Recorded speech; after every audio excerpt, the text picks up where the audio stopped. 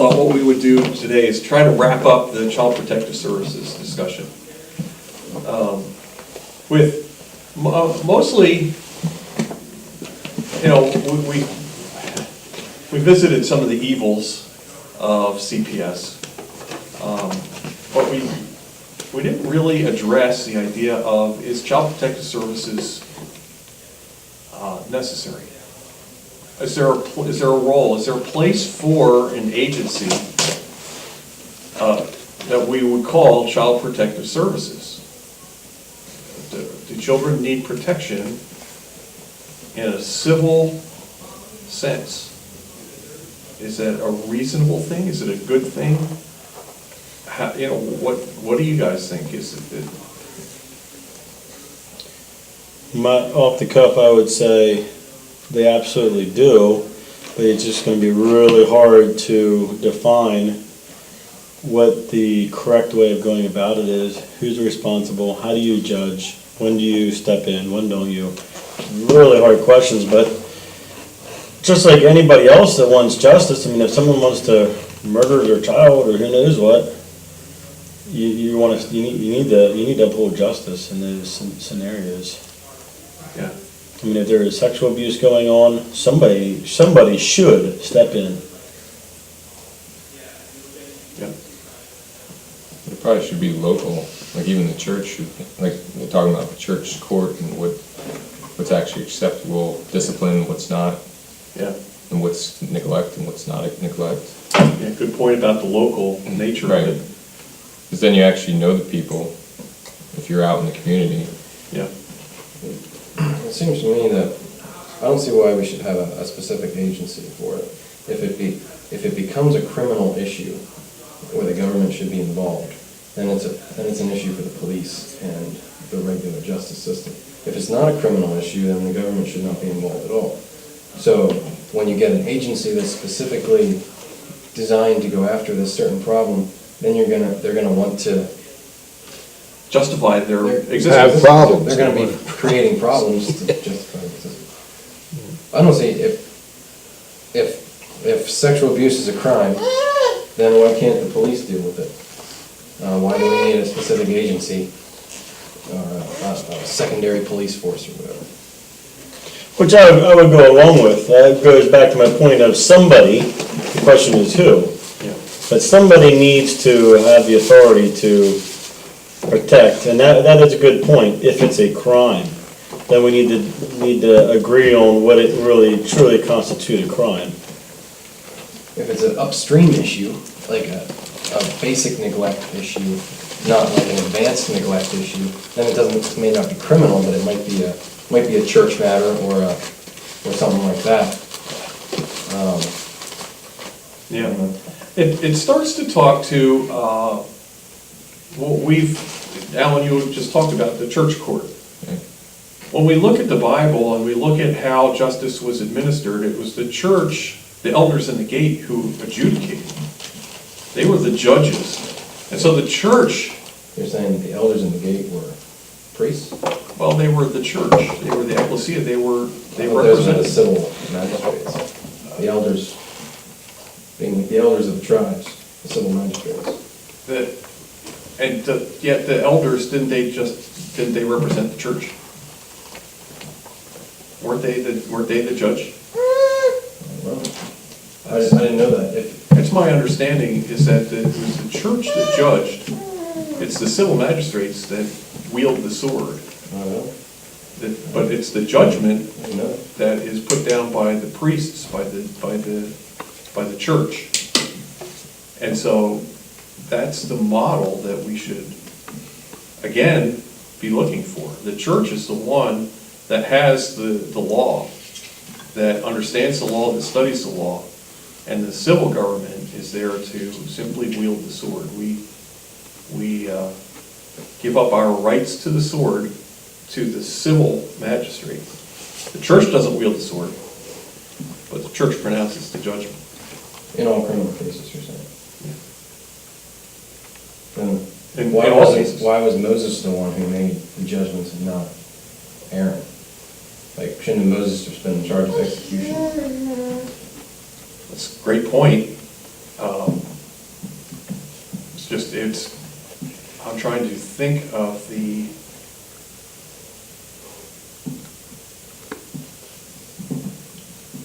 I'll have to get back to you on that. It's just I grew up with that in my Christian walk. I grew up with that understanding that it was the church that judged. It was the church doing the judging, and only the civil magistrates dealing with the execution of the sentence. But I will look that up. I'll get back to you. Yeah, I'm interested to see the proof of that. Yeah, I will. There's a book, I would recommend it to all you young fathers. It's called Understood Betsy. I recommend that it's a read aloud book for your kids. Basic story is that there was a girl named Betsy who was living with her aunt. She was orphaned, and she was living with her aunt in Chicago, in the city. Now this is probably turn of the last century-ish, maybe the 20s, 30s. And the aunt in the city couldn't take care of her any longer, and so she ended up shipping Betsy to the aunt and uncle who lived in Vermont, New Hampshire, Massachusetts, something like that, New England. And it was far away, it was out in the country, so there they are on a farm, and Betsy really didn't think much of this idea. But it goes through her, as she matures, and she goes to the school there. It's a one-room schoolhouse, whereas in Chicago she was going to a school where it was separated by grades, the more modern, at that time, the more modern schooling. And there's some really, really good lessons, especially for your homeschooling families, in there about that one-room schoolhouse where Betsy was complaining to her teacher. She said, well, in Chicago I was in the 3rd grade, but I'm only getting my 1st grade math. The teacher said, yes, but you only understand 1st grade math, but you're in the 5th grade reading. So you can help the younger, while the people who are more advanced in math can help you. And it was just a great explanation on schooling, its mastery. But there's an episode in this story where one of the kids who was attending the school, a little boy, was obviously being neglected. He was coming to school in tattered clothes, or no shoes, or those kinds of things. And that boy's mother had died, and his father, turns out his father's an alcoholic. And the neighbors in this community, in this little rural town, some of the fathers get together and they go to see this father.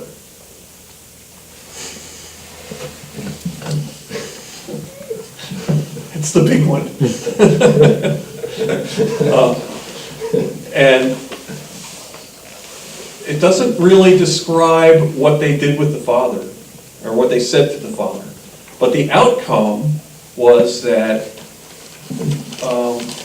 after the meeting, the little boy was placed with a family in a community nearby, and the father left town. So the community, local, they took care of it. Now, I don't know, is that a biblical way to go about this? Maybe. Was justice served? Well, the kid was protected. At that point, he's kind of orphaned.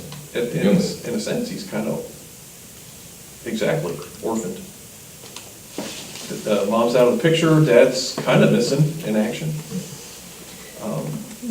May depend a little bit on exactly how that conversation went. Yeah, which we're arguing from silence here because the book doesn't really, but they made it clear that people were upset that this little boy was being neglected, and a bunch of dads went and talked to the dad. Well, it seems to fit Matthew 18. Does. If you can win them over with a one-on-one conversation, grand. If not, take a few witnesses. And that's where it stopped.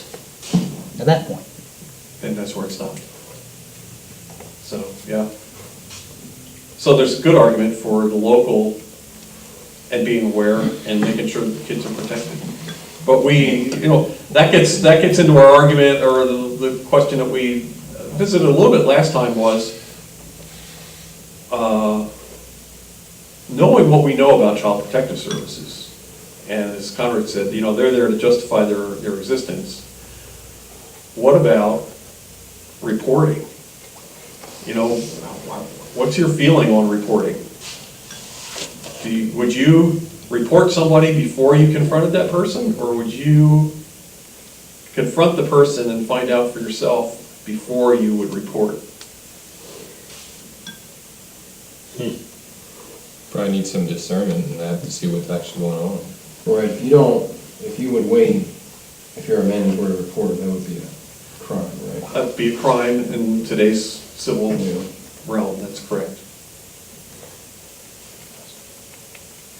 I don't know that I could justify reporting if I didn't know that there was something legitimate to report and that it couldn't be handled otherwise. Especially, again, knowing the real purpose behind CPS to justify their own existence. Why would we make them the first line? Regardless of what their laws and procedures are, they're not there for the best interest of our children. Would you make that decision on your own, or would you seek advice from men in your church? I think counsel's always a wise thing, Yeah. if there's a real question about it. It's we're fighting here with the civil laws that we have in place. So would you say, if you went to someone and talked to them about it, would you threaten them and say, if you don't shape up, I'm gonna call CPS? That would not be my first threat. What would be your first threat? Well, again, there's a situation's gonna dictate, but if it can be handled with that one-on-one conversation, if it is clear that that's not going to happen, then it would be going to the church next, before I go to a civil government, More questions than accusations to start. certainly. Unless things are very, very clear. But I would think that there's always going to be some measure of question that you have to clarify before you can say, look, you're wrong here, shape up, or we're going to take it to a next level, being the church, either a group of men from the church or the elders.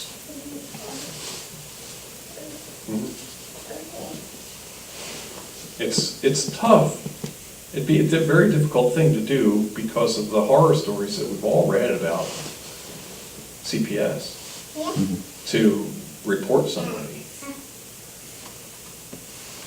But we have to, I think, prepare ourselves, steel ourselves really, for the responsibility that we would be taking on ourselves to not report it to the police or somebody.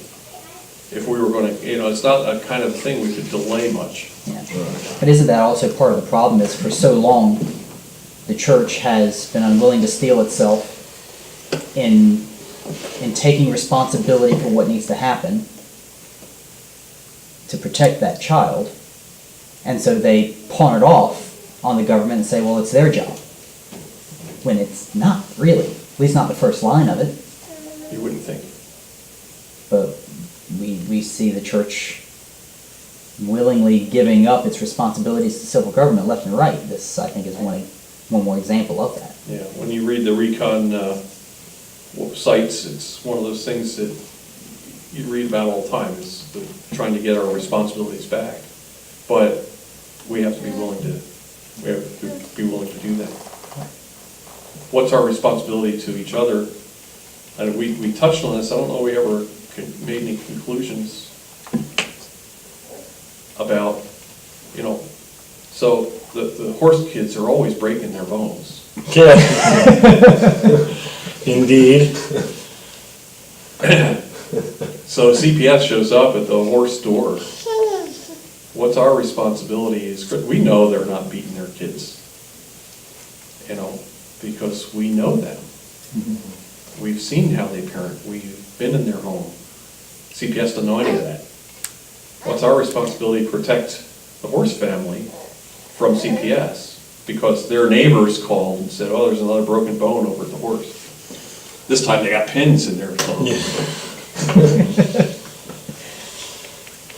That's something you hope never happens. It is something we hope never happens, but it's the kind of thing that we perhaps need to, we're talking about steeling ourselves to do the right things. What do we do with our we talk about loving our neighbors, now we're family. Right. Well, take the same scenario. We, as a church, as elders, as brothers, we know what your parenting is. We've been in your house. We know it's a safe place, at least reasonably, as reasonably as any of ours. Let's think just from the practical side. Is it in the best interest, knowing you as we do, for your children to go into Child Protective Services custody? Absolutely not. So we need to do whatever we can to prevent that. Which means I think we may have to make a stand at your front door. And I think we have to be willing to do that for each other. Do you, Ryan, if that happens, do you want us to make a stand at your front Oh my door? word, yeah, I would definitely say so. I mean, if Child Protective Services are trying to take my kids, I don't know how that would end up looking, but it would not be. Well, think about it from a court standpoint too, because it'll probably make it to a courtroom at some point. You now have a CPS agent who's never met you outside of this situation making an accusation based on an accusation from an anonymous neighbor who won't show their face. And then on the other side of that, you've got an entire church willing to stand up and attest to your character, so much so that we're willing to stand in front of your door between you and that CPS agent. Now you put that in front of a jury, what's the jury going to think? Which side of that holds the more weight? You'd like to think it would be an easy decision, but it's the time between the incident and the jury. Sure. Maybe they got this whole cult, you know? They got this Maybe. whole cult protecting them. Yeah. It's probably what it's gonna look like. Maybe. And it may be a matter of playing the media. Well, Because media will play into something like that, I'm afraid. And we can't be unwise to that. One of the things to understand is that by the time you get to court, the CPS has your kids. That's the point I was saying to me. Yeah. Right. And the whole time there. And by that time, what have they extracted from the children? What have they planted in the children? What if they drugged your children into saying? Yeah. So, the lights just don't want us down. I think that Was that an electric? It's been damaged. decision? What's that? yeah, they're motion sensor lights, and I think the one sensor is going bad, because in the past, when I've come in the mornings, just as soon as I hit the door, here, all the lights go on. And this morning, these didn't want to go on. One of them's damaged. Yeah, oh, damaged? Okay. So, yeah. They'll have to replace it. Yeah, there's great difficulties once they have your kids. Yeah. That's the thing that you read about Well, regularly. I don't know if anybody else got to go to the website that you gave us the other week, Mass Outrage. Yes. I took a look at it. It's got some very interesting information on it. And he makes the point that in much of law, but especially when it comes to CPS, possession is 9/10 of the law. Whoever has possession of those kids will control those court proceedings. So you have to do everything you can To avoid, to avoid giving them your kids. yeah. Which means insisting on protocol for them in a lot of respects. According to him, most CPS agents don't realize that they are required to have a warrant to come and take your children. It's either that or it has to be a clearly emergency situation. Right, and they'll call things emergent that aren't But- necessarily, But they have to justify it, and they have to be able to justify it to a police officer they do. before they can just walk in. But you don't give them anything. You don't talk to them, you record everything they say, but don't answer their questions, don't let them inside, don't let them see your children, don't let them talk to your children. Yeah, it's a very good website. It is. It gives a lot of information on how to handle them. But you give them nothing, because they will twist Oh, everything you say, yeah, and everything that you don't, that's right, if possible. that's right. So you want to give them as little as ammunition as you can. This is the website, I don't think you guys were here, if you want to, Thanks. yeah. I would encourage you to take a look at it. Yeah, it's a tough spot. I don't know that we can have any answers. But I think it's, in this discussion, it's a matter of preparing ourselves to act, and to act in the best interests of our children and our family, which is what we are.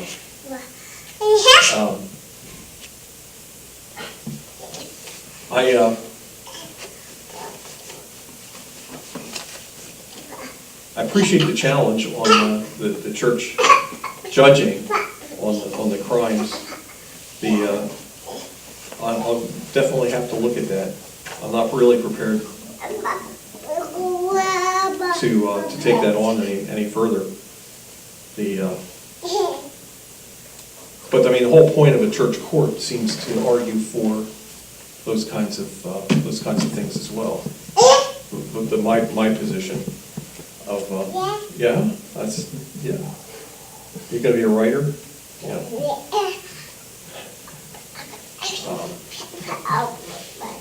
But I will look at that, and we will get back to that, and maybe that's what we'll do is the next time, not next week, but the next time. I don't really have more than this. I thought we would get a little bit further into it.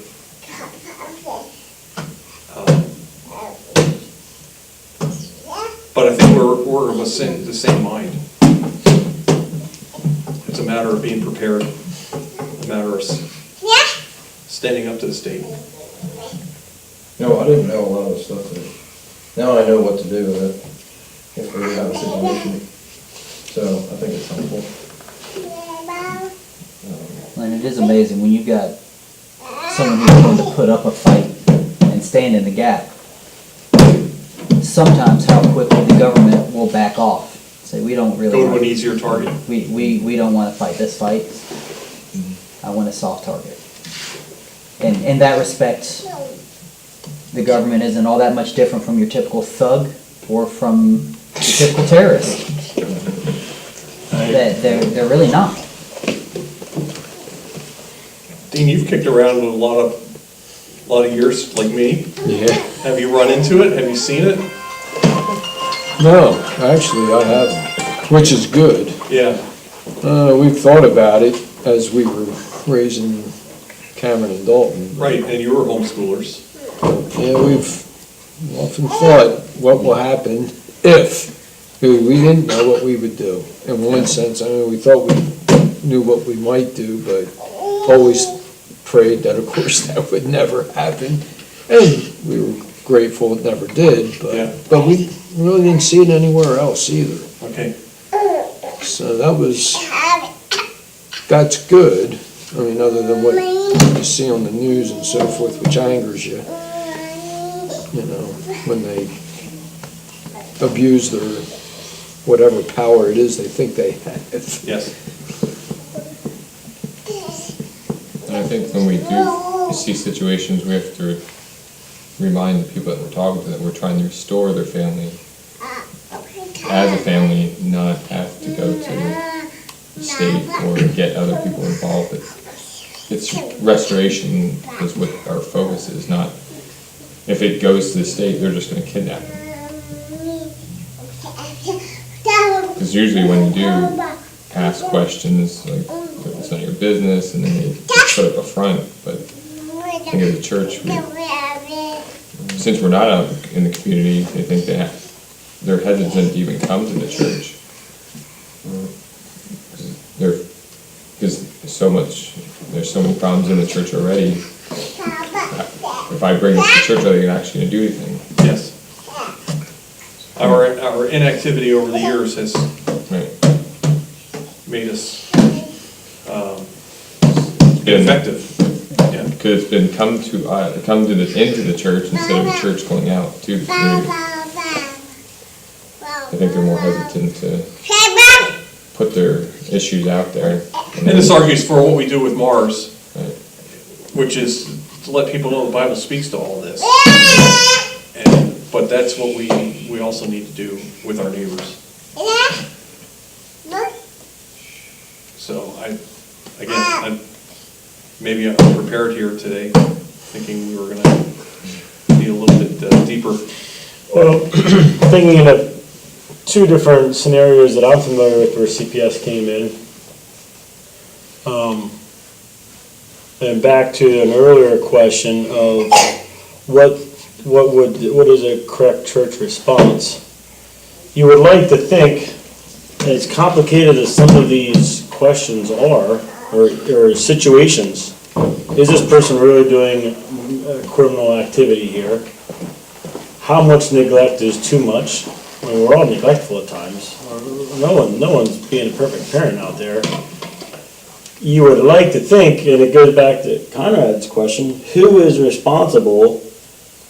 You would like to think you guys see a legitimate concern, either in a church member or elsewhere, so you should be able to get together, talk to them, and decipher, is this a crime, is this, and hopefully you'd have the competence that you don't have to have all these rules, if it's this, if it's that, and like, no, you know what, we need to take action or we don't. And hopefully there's somebody that can be some sort of a team that could judge that. But the question would be, who in a biblical society does that responsibility fall Well, do we live in a biblical society? on? We don't, but like just in case I would, Right. what would be a biblical response to start with? That would be an interesting thing to know. If we're gonna ever reconstruct, we need to be able to have some answers to those kinds of questions. Right, and I think we discussed that. You But know, we don't really have an answer. I mean, that's what you're gonna dig into, I guess, a little bit. Well, as far as who should, Yeah, that's- my point was that the church should judge, and the civil government should carry out the sentencing. And Conrad was saying, oh, that may not be the biblical prescription for crimes.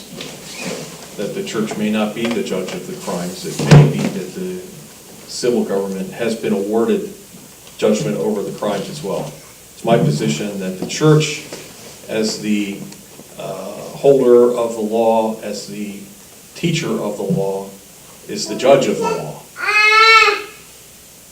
I'll try to get that for you next time that we meet. Try to work that up. But we've talked about just being prepared, thinking about these things may be enough at this point, at this stage. Dave has brought up the example of his own brother, right? Nephew. Nephew, who their kids were taken. That's one of the ones I have in mind. There's another one in the conservative community. And I never really got answers, but they were adopting or fostering, I'm not sure which. I think a brother and a sister. And somehow he bumped into or hit or something and she hit her head on a door jamb and had some serious injury. And they came in and took the kids and then separated the kids, and I mean, it was a huge deal, and everything seemed kind of hush-hush. And it was just an accident. I don't know if you had a temper issue, they weren't said much, it just, But I don't know. Right, but who says that he had a temper issue? we don't know, but That's- the people that That's always. were closest to him did not come out babbling loudly and saying, no, this was You know, they didn't say much, and I think they, The silence was deafening. yeah. Yeah. And then it's like when, you know, but here CPS came in and they were going to court and he was going to jail, and I mean, there was all kinds of stuff flying around. Yeah. But I know my uncle got attended the same church and the lady at Groffdale in the same conference, and I was hearing bits and pieces, but never really felt like I got a grip of what CPS did there was right or wrong. It just was just too hush-hush to make me feel comfortable, I was just too far, you know, no one would talk about it.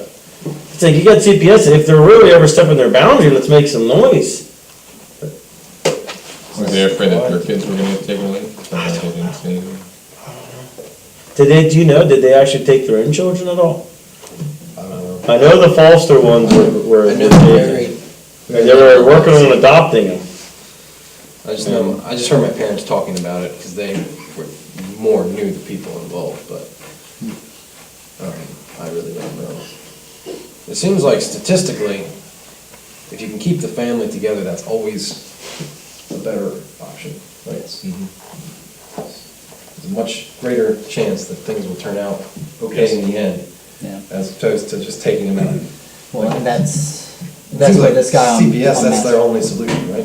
Take them out, separate them, Just take 'em out. but again, part of their MO is to separate, coerce kids into saying something that they can spin.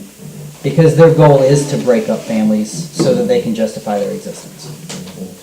Their goal, though stated, is not actually to keep families together and restore them.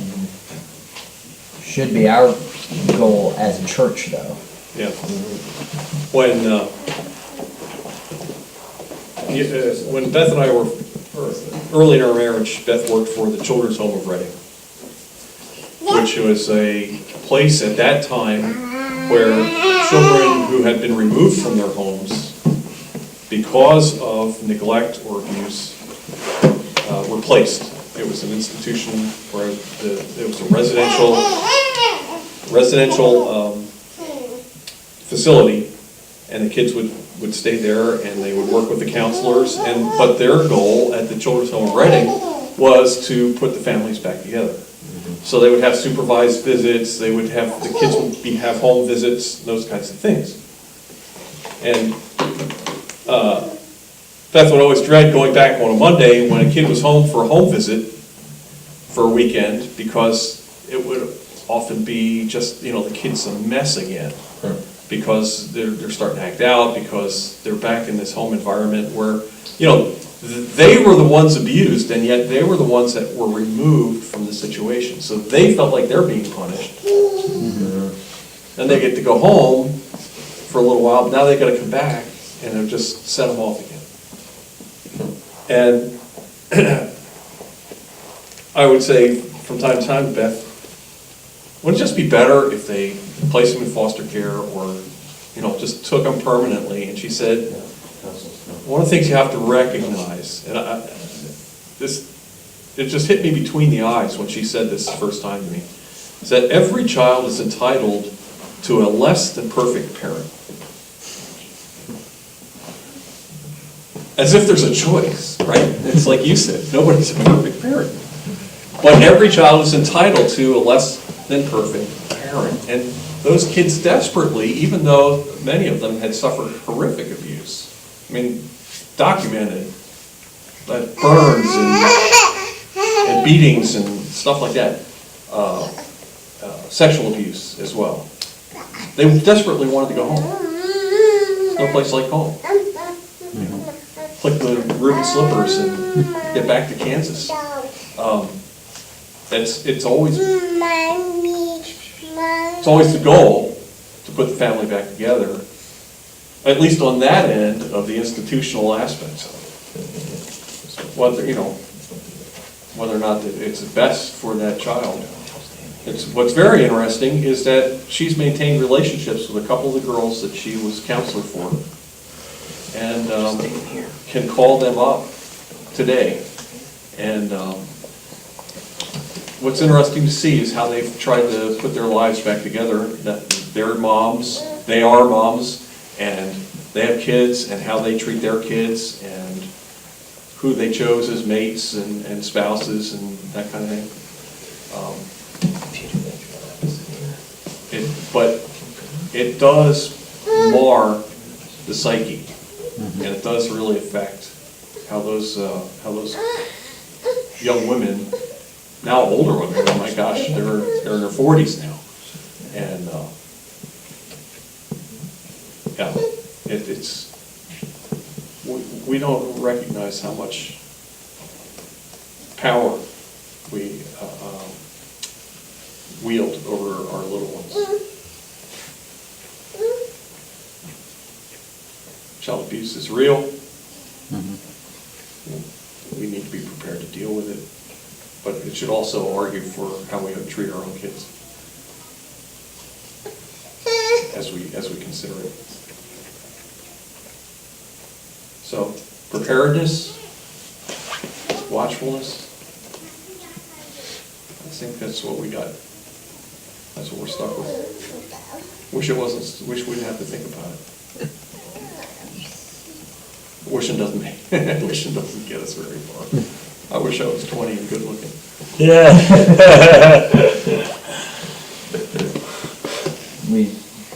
It seems that we've gotten away for too long with just wishing and kind of ignoring when wishing isn't enough. Well, it's always somebody else. There's always somebody else. Somebody should do something about this. Right. But even thinking about the reconstruction side of this, as a church, I wonder if there's not something to be said that if we don't start living and acting as if we are in a biblical society now, is there any chances of us turning our society into a biblical society? If we don't start handling child abuse, neglect issues in-house without the civil government, because they have so overstepped their bounds. If we don't start doing that now, how do we ever get that back? Yeah. We really, it's not going to be handed to us by the civil government. No, they We will have to- resist at every turn. And so it has to be more than just wishing and just thinking about it. It starts there. Right, but we have to resist the tyranny. Right. And that's a topic actually a different topic. It's one of the ones I consider bringing up was an exposition of an essay by James Jordan. I think I've probably given it to most of you over the years. It's where he essentially recommends deceiving the government whenever they're acting tyrannical. He said if they show up with guns, of course you have to acquiesce. But other than that, you're under no responsibility to live ungodly lives because they say you should. And so we should resist it. Mandatory reporting, you gotta prove that. Only if they catch you. Yeah, only if they catch it. right. That's right. And oftentimes they don't have the resources to pursue it, even if they suspect it. It's true. It's true. And I'm not advocating that people not do anything when they see it. But reporting it to Caesar isn't necessarily what we Right. should do first. Needs to be addressed. But we I need think to address it. It We do. has to be addressed, but Correct. having been a mandatory reporter,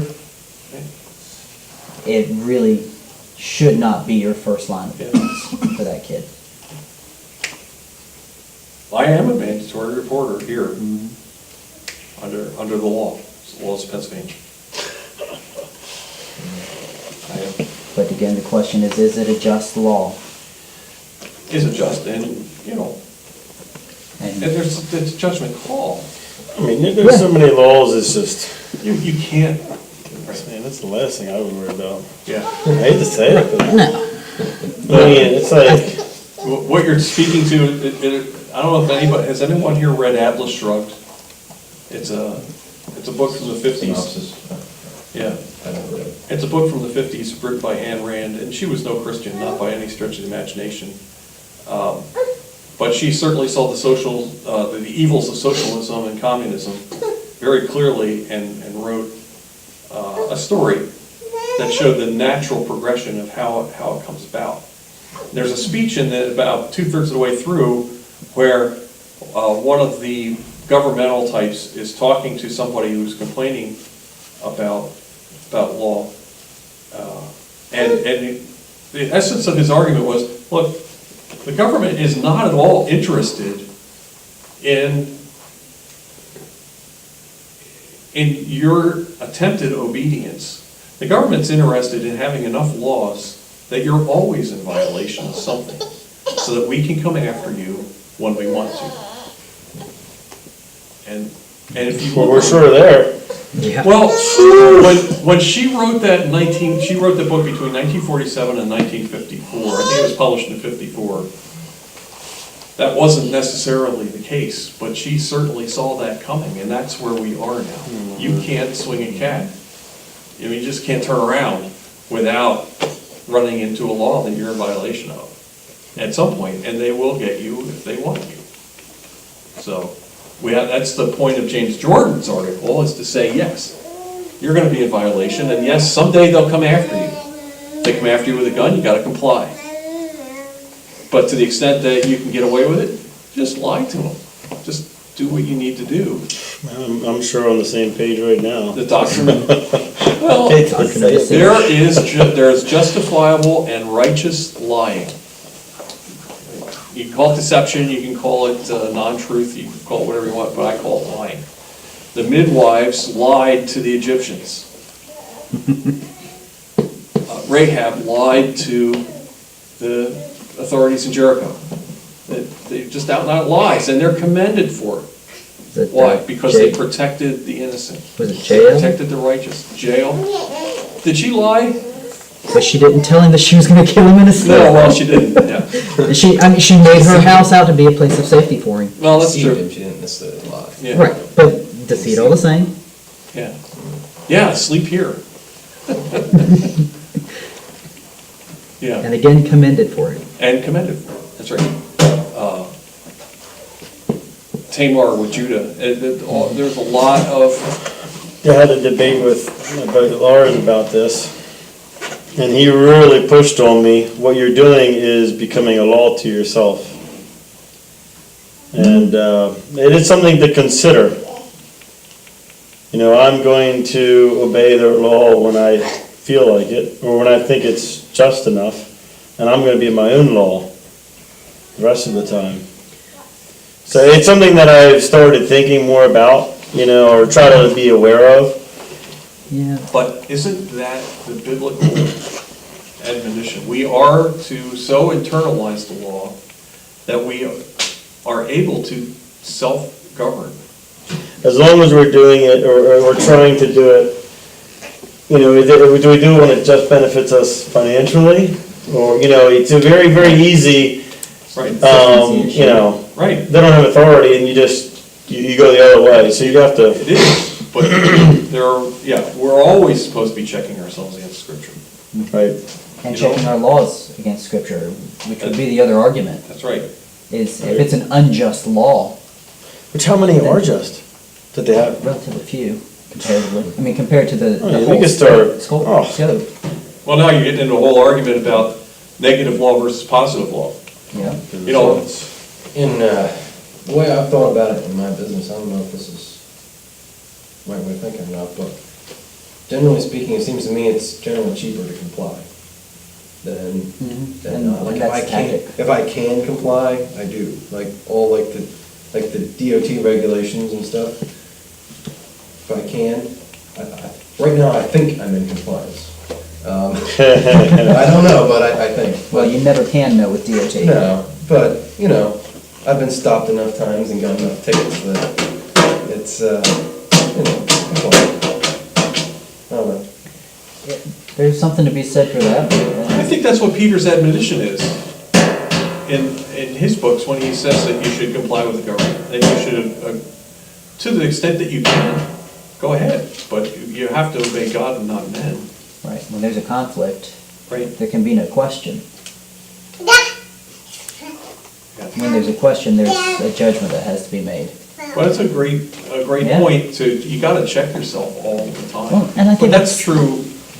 It is, It's- but, It's not yeah, it also. is. I just hadn't thought about The it quite habitual, the the same habitual way. nature of, Yeah, oh yeah, I'm always gonna, and you just kind of shrug off all these laws, which I don't even think we should be calling them laws. I mean, I don't know what they are, but it just seems like there's just so many rules. I mean, you can't even, there's always, everything the you wanna do, paperwork there's, that comes on, and you're trying to run a business, is just like, every time you wanna do something, there's bureaucrats standing in the way saying you can't. it's taking you so much extra time.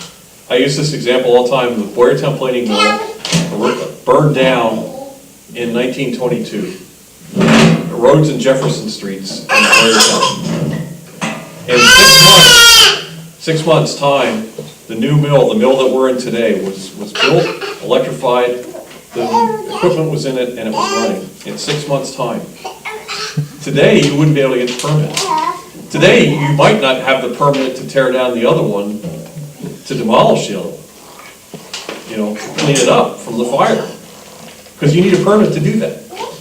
They would be, usually fires are a little quicker, but yeah, Yeah. you still are at their mercy. Right, you have to have a permit to tear it down, but then you can be fined if you leave it unsafe.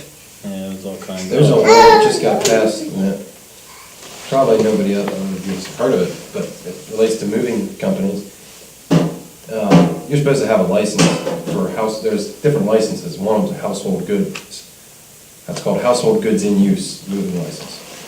And they strengthened the teeth on that law now to where it was like a $5,000 fine after a couple offenses or something.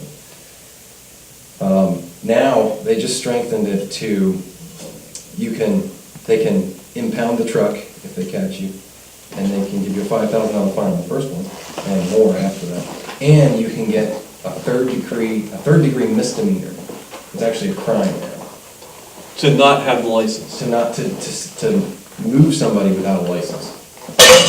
Basically, to move somebody for hire without a license is now a criminal act. It just became criminal. So if someone helps you, It's you criminal. give them a It little would bit. come up on, a misdemeanor would come up on a criminal background check. All because somebody paid you. This could be even if you were just a couple buddies and somebody technically gave you some cash to help them move.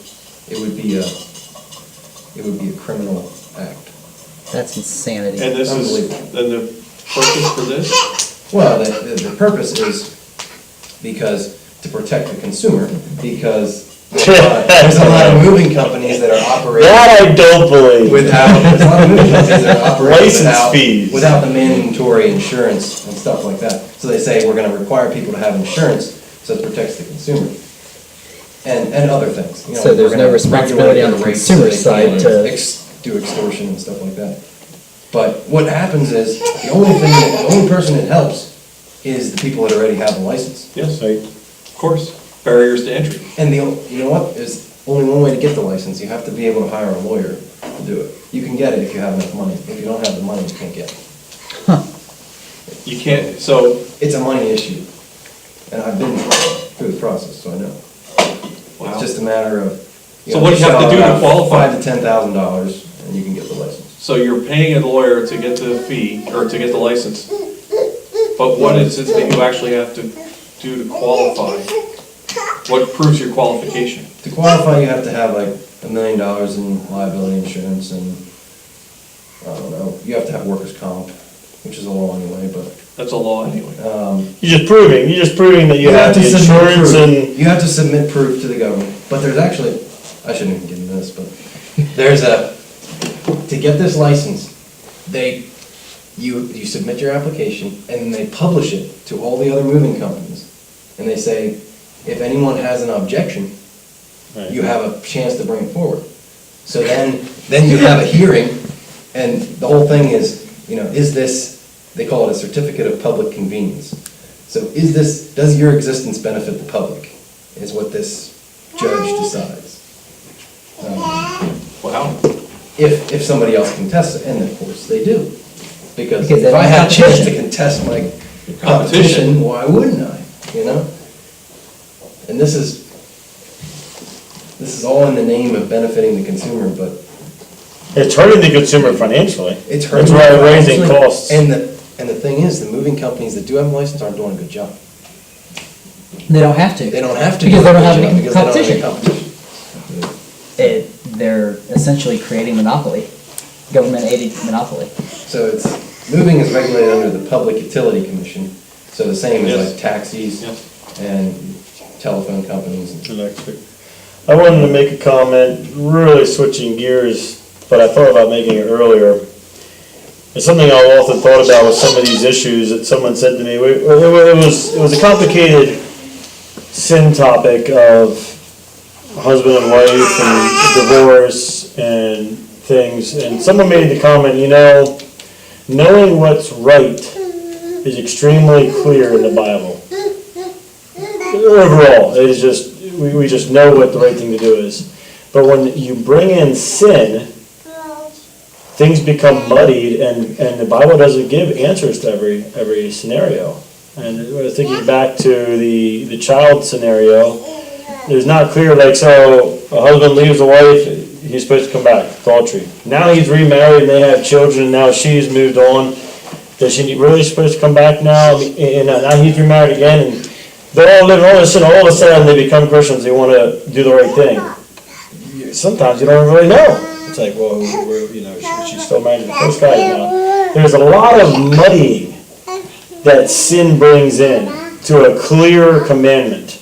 And now all of a sudden you have all these scenarios And scenarios. that aren't really covered in Scripture. And I think, the same thing with children. Getting back to that topic. We know what's right. We know we're all sinning. But depending on the degree of sin, and sin really muddies something that's clear. And when do you, and when, and there are some of those answers, I think, again, a team of people have to come up with, and you stick to it, but I don't necessarily believe that there's a right and wrong answer found somewhere. I think it's discernment. I agree with it. I think that's why we have elders. That's why why Scripture says the spiritual man judges all things. There is judgment to be had, to be made. And you're right, sin complicates things, and when you layer it on like that, Yeah. there sometimes is no good way to fix it. And sometimes no it accurate is. judgment this side of heaven that really, you just really don't know. I mean, you can use your best, but Sometimes it is a matter of doing the best you can with what you got and doing it right from there forward. And that's, yeah. And sometimes that's okay, especially when you have a scenario when it's someone who has gotten saved since the Yeah. mess. Well, And that's where all things become new. to the thief, if you've stolen, don't stop doing that. Sin no more. But you can't undo the theft. I mean, yes, you can pay restitution, and you do, But he didn't command that. but the crime still existed. Yeah. And for some things some things there is no restitution. you're right, for some things there is no restitution. Sexual There's sins, justice. murders, But you there's can't just no restore. way you can restore that. No, there's no restitution, except that there is prescribed punishment. Right, yeah, agreed. But you have someone who. But even some of that, no one's bringing a charge anymore, this is 20 years ago, and you're confessing to something, and there's still, money that's just not clear. Now what do we do? And you're trying to search and discern, and some of these things, you have to almost take each case, think about it, process it with other mature believers, come up with the best you can do, and you have to almost admit, we don't have a good answer, here's the best. Here's what we Here's what we can believe, come up with. yes, is best for this situation, and go with it. Godly counsel, church elders, and church courts. That's what those So argues for. are all for. That's why God gives those to us. And nobody, even God himself, never said it's going to be easy. Right. Doing the right thing is seldom easy. When you start weighing things out, it's often not. It's still the right thing. It's still the righteous thing. Like square grand pianos. Well, you know what, at first, I was way off topic. First thing, when you said that scenario, I was like, oh, I know what I would do. I'd call the first guy and be like, listen, I got a great offer, $150 I'll give you, you walk away, what else you wanna make? You know, or something like that. right. And get him, or you're like, here, listen, I got this great offer. Are you really, how much you really want this thing? And would you be really upset if I would sell it to him? And he might be like, nah, you know, no big deal, or you know what, I really wanted it. And then you could start negotiating a little bit, and then he's like, dude, you made me a promise, and, you know. But I would definitely, that was the first thing I thought of, was that I would do, I'd call up the guy Uh-huh. and plead my case a little bit. Yeah, Because you're putting a digital soundboard in it. yeah. He was gonna work on it. But then he has to work, you know, how much is he gonna make from it? He has to do his labor. I mean, like, listen, forget running down here, I'll give you $100, and And then boom. you're still up 400. And he'd be like, sweet, Lowell, I didn't really want it that much, I'll take $100 and go to my next job, you know, you never know. Yeah. But the first thing, I mean, and that's, you know, obviously hindsight, but that's the first thing I thought of. Yeah. Well, it's a real teaching moment for you. Yeah. It was. Those kinds of things, I mean, I think to myself, how many scenarios I have like that. Give a guy a price and Wish you had. you're really low, you know, and it's like, you know what, you know, I probably should have been, and, you know, when do you just stick with it, when do you say, you know, I would probably have at least 500 low, no, yeah, that's fine, you know, sometimes they're so easy going. Yeah. I know you goofed up, I'm willing to give you whatever. And do I feel like I did anything wrong? Yeah, no, I don't. They agree to it, then it's. Right.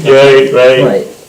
But yeah, I mean, there's so many like fine lines there, and Yeah.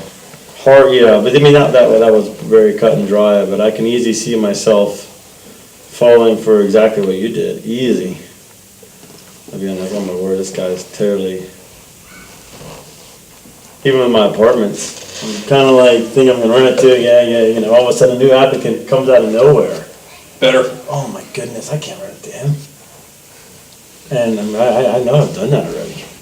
And I've already told them they're gonna get it, and the next thing you know, my one tenant's called me, I need a 2-bedroom, it just happened. And I had one for rent.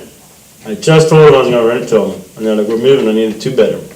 And I got one, just ready to sign a lease on, oh, I'll move in. She's been with me 5 years, best tenant I have. I was like, dude, one of my other tenants that's been with me for 5 years, and, you know, and they're all upset, and I'm like, I did it, she's still there. But I totally went back on my word. I know I've done that stuff. And it's interesting, you know, like you said, do I really believe? I was hearing, yeah, kind of like, Let your yes be yes and your no be no. Yeah. I definitely have failed on that at times. We've all failed, all of us. It can be hard. Yeah, I don't, you know, I've had future dealings with this same guy, and I never feel comfortable anymore talking to him, because I know he's probably got it in the back of his head, and I've got it in the back of my head, and I'm like, I'm not trustworthy, and, Well, what you did really shows that I mean, you wanted to make it right. though. yeah, I didn't make it right, but still. I mean, that's commendable. I think most people would water over the dam and keep rolling, you know, Or water over the bridge. or the bridge, whatever.